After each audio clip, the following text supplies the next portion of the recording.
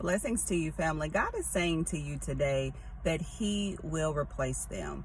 It's really easy to get in this place of fear or doubt or worry when a person does not follow through the way that they were supposed to, the way that you expected, and even the way that you knew by the Spirit, something that they were supposed to do, but they didn't do it.